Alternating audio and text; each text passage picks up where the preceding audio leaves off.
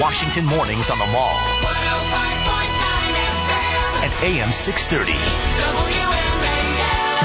7:07 on WMAL. Brian Wilson, Brian Neiman. It's the station where Washington comes to talk. And one of the people that we turn to when we need expert advice on foreign policy affairs is Ambassador John Bolton. He's on the line right now. Good day to have you here, Mr. Ambassador, because we've got this situation going on in China with a blind dissident by the name of Xin Guangzhang. And I'd like to know what you think about this particular case. He is now saying that he wants to come to the United States. He wants to talk to Hillary Clinton. Did the Obama administration handle this properly or not, from your perspective? No, I think this has all the signs of a real debacle. It shows weakness on the part of the United States. Frankly, it shows incompetence in the handling of this whole affair.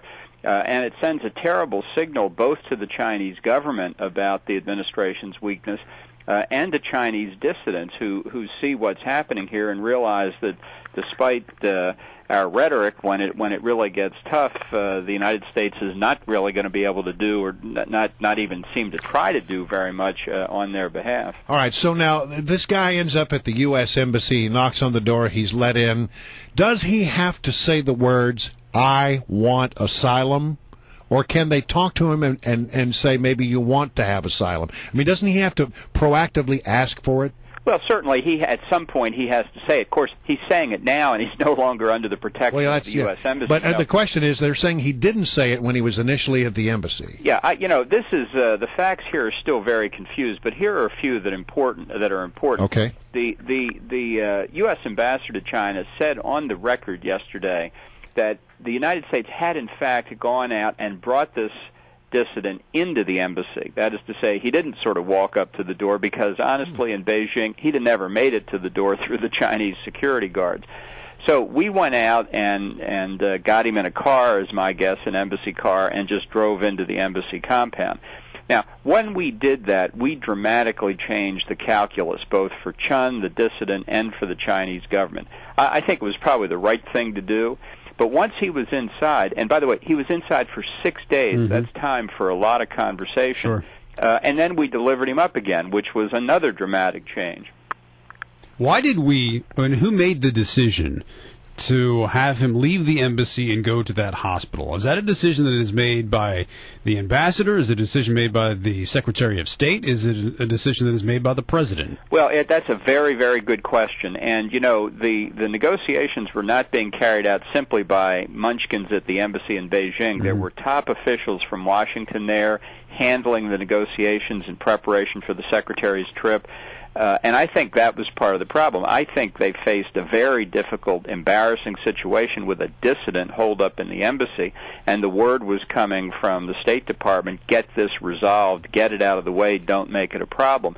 And that led to too hasty decision-making. I'd be very surprised if at least Secretary Clinton wasn't making the key decisions. If she left it to her subordinates, I'd say that's dereliction of duty. Whether it went to the White House or not, we need our enterprising mainstream media reporters to dig into that. We can count on that, can't we? But didn't we lose all leverage when we allowed him to leave the embassy? Absolutely. Look, we endangered Chun by bringing him into the embassy. I thought that was almost certainly the precursor to him saying, I want asylum in the United States. In the eyes of the Chinese government, and I'm not defending this, I'm just trying to be realistic, he essentially committed treason by going into that embassy and allowing himself to become the center of international attention. And then when he got out again, he was in the Chinese grasp. He apparently injured his foot escaping from house arrest, 18, 20 months of house arrest.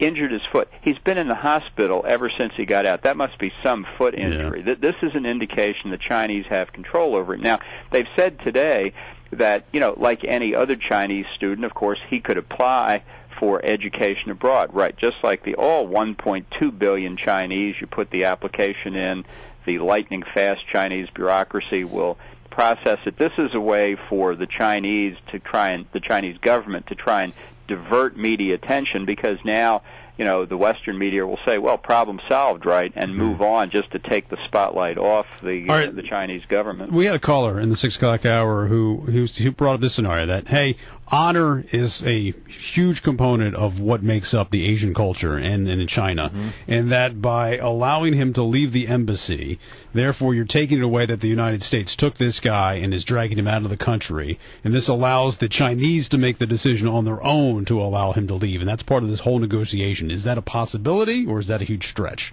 If everybody were that smart, if the deal were that subtle, why has the State Department been in panic mode the last 3 days? They know they've bungled this, and that it's cast doubt on all of the people involved, on Secretary Clinton. It has utterly overshadowed the Obama trip to Afghanistan. So if they were smart enough to have figured this out, you'd have think they'd have been smiling like the cat that ate the canary, and they have not. I think that for the dissidents in China, that what was so interesting was that the State Department was prepared to trust Chinese government assurances that Chun would not be harassed or intimidated. All of the pro-freedom Chinese dissidents were saying, why are you trusting the Chinese government? There's another topic that I've just got to get you to weigh in on, and it's sort of, I think there's a connection between these two stories. I think that it's difficult for the United States to stand up to the Chinese because we owe so much to them economically. And then on another front right now, we have this Russian guy who's saying that, if you put those NATO defensive missile systems in, we will preemptively attack them before they become serviceable. I think the two stories have a common theme, is that we're no longer respected in many quarters of the world. No, I think around the world, people see the Obama administration as weak, inattentive, unable or unwilling to defend American interests, and they're going to take advantage of it. If he gets a second term, I think that the scope and the pace of these challenges will increase. And I think we're in a period of real vulnerability before the election in particular, because people can read public opinion polls just as well as we can overseas, and they see this is going to be a close election. They might find we have a real president after January. They're going to try and get in what they can now. Well, what do you make of this statement by the Russian official? This one is bluster. This is the kind of thing that some Russians think will intimidate America as a whole. It may intimidate the White House. I think it's just going to infuriate most Americans. Before that you go, I know you're working with Mitt Romney. Mitt Romney had a spokesperson who was scheduled to start later this month. Richard Grinnell, I believe is how you pronounce his name. Right. He used to work with you. Right. Openly gay, and he basically resigned. Some people are saying he was forced out because he is openly gay. Do you know anything about the reasoning why he left, and was that ever an issue with you, his sexuality? No, people's private lives are their private lives. He was a professional. I thought he would be an asset for the campaign. The idea that somehow his being gay had anything to do with the decision to fire him is just absolutely ridiculous. This is just propaganda by the left. I think it was a very unfortunate situation. A lot of people with different agendas than just trying to decide how to get a professional spokesman onto the campaign got into the act. But the notion that this somehow is a reflection of an anti-gay feeling by Governor Romney or the campaign is just nonsense. Well, not from that, but it seemed to be that his reasoning behind it was that he didn't feel like he thought he would be a distraction. So are you disappointed that he's not going to work with the campaign? Yes, I am disappointed. I wish it could have gone forward. I think he would have been an effective spokesman for the Romney campaign on national security issues. All right, Ambassador John Bolton, always good to have you. Thanks for joining us here on Brian and Brian. Well, thank you very much for having me.